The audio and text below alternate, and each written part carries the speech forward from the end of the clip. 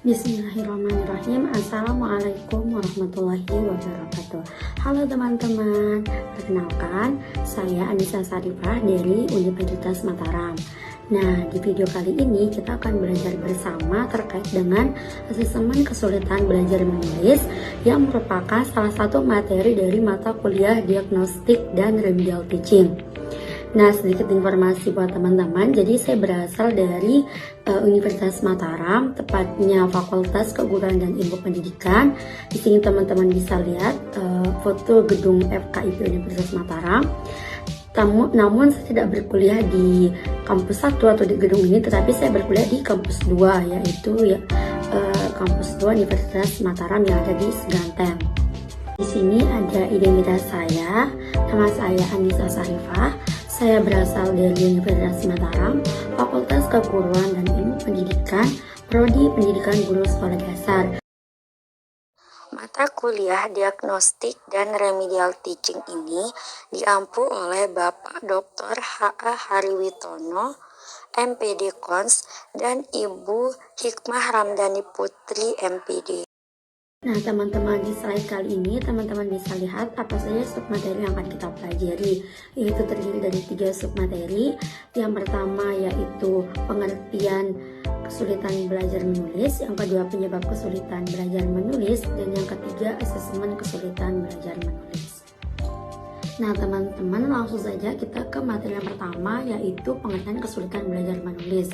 Salah satu ahli yang bernama Abdurrahman berpendapat bahwa kesulitan belajar menulis merupakan suatu bentuk kesulitan belajar yang berhubungan dengan ketidakmampuan membuat huruf atau menulis dan simbol sistematis.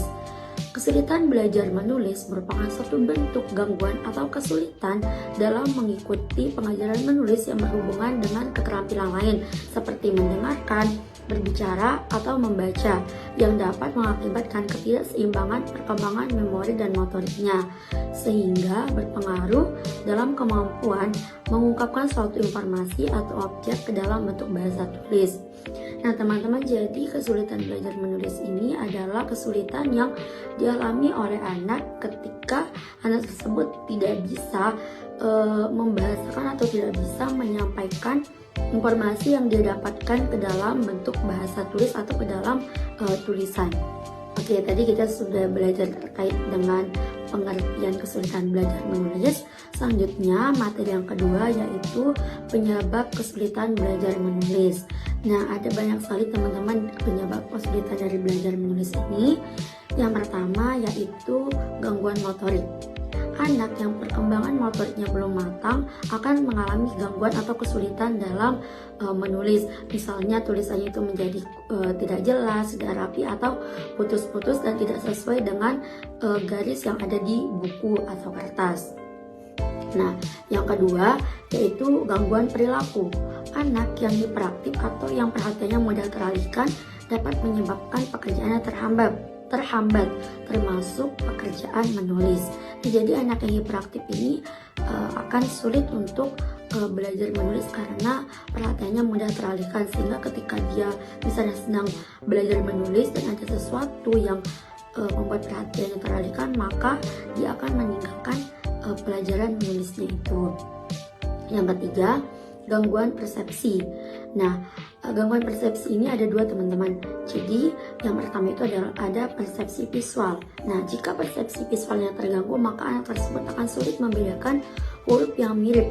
Misalnya huruf D kecil dengan huruf D kecil, atau huruf M kecil dengan huruf W. Nah, terus yang kedua yaitu persepsi auditoris. Nah, jika persepsi auditoris yang terganggu, maka anak akan kesulitan untuk menulis instruksi atau informasi yang disampaikan oleh gurunya. Nah, yang keempat yaitu gangguan memori. Gangguan memori juga dapat menjadi penyebab terjadinya kesulitan belajar menulis karena anak tidak mampu mengingat apa yang akan ditulis atau apa yang diucapkan oleh guru, lalu anak tersebut tidak bisa mengingat apa yang diucapkan oleh gurunya tersebut, sehingga dia akan kesulitan untuk menulis kata-kata yang diucapkan oleh gurunya itu. Nah, yang kelima yaitu kemampuan melaksanakan kelas modal. Nah, ketidakmampuan anak dalam bidang ini dapat menyebabkan anak mengalami gangguan koordinasi antara mata dan tangan, sehingga tulisan menjadi tidak jelas, terputus-putus, dan tidak rapi. Yang keenam yaitu penggunaan tangan yang dominan.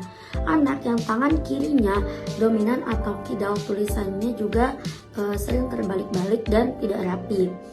Selanjutnya yang terakhir yaitu kemampuan memahami instruksi. Nah, ketidakmampuan anak dalam memahami instruksi atau informasi yang disampaikan oleh guru maupun orang lain juga akan menyebabkan anak kesulitan dalam menulis kata atau kalimat yang disampaikan tersebut.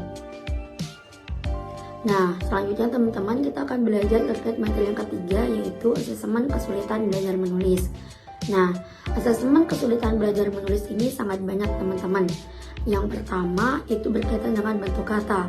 Dalam menganalisis bentuk kata, guru bisa membuat sebuah alat dari karton yang berukuran 3x5 cm, dan di tengah karton itu diberikan lubang yang ukurannya sedikit lebih besar daripada huruf. Dan dengan alat ini guru bisa melihat atau menganalisis bentuk kata dari setiap tulisan anak. Yang kedua yaitu ukuran, letak, dan proporsi huruf. Ukuran huruf itu tidak sama rata. Ukuran huruf itu jelas berbeda-beda. Jadi guru harus bisa menganalisis tulisan anak dengan melihat ukuran huruf tersebut. Misalnya huruf A kecil itu lebih pendek dibandingkan dengan huruf B kecil, karena kaki huruf B kecil itu lebih panjang dibandingkan dengan kaki huruf A kecil. Yang ketiga yaitu jarak. Nah, jarak antar huruf dan antar kata itu tentu saja berbeda. Jarak antar huruf lebih dekat dibandingkan jarak antar kata. Selanjutnya yang keempat yaitu tebal tipis. Nah, jadi sebaiknya ketika anak baru mulai belajar menulis, sebaiknya diajarkan menggunakan pensil, karena dengan menulis menggunakan pensil, tulisan anak lebih terlihat tebal dan tipisnya. Jadi guru akan lebih mudah untuk menganalisis tebal dan tipisnya tulisan anak tersebut. Yang kelima yaitu tegak atau miring. Tegak atau miringnya tulisan anak ini juga berpengaruh karena posisi anak pada saat menulis. Apabila posisi anak merasa nyaman dan posisinya sudah benar, maka kemungkinan anak akan menulis dengan rapi dan tulisannya itu tegak.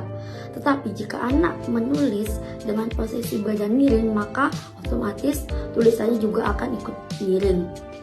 Yang terakhir yaitu kecepatan. Kecepatan menulis anak dapat menghasilkan tulisan yang berbeda-beda, sehingga anak yang menulis dengan cepat dan tidak rapi itu dapat menunjukkan kesulitan yang dialami oleh anak. Tetapi jika anak bisa menulis dengan cepat dan hasil tulisannya rapi, maka anak tersebut sudah dapat bisa dikatakan bahwa anak tersebut sudah bisa menulis. Oke, baik teman-teman, itu tadi pembelajaran kita pada video kali ini. Semoga apa yang saya sampaikan bisa bermanfaat untuk kita semua, dan tentu saja teman-teman kita harus tetap semangat belajar supaya apa yang kita cita-citakan bisa tercapai. Sekian dan terima kasih. Wassalamualaikum warahmatullahi wabarakatuh. Bye bye, sampai ketemu di video selanjutnya.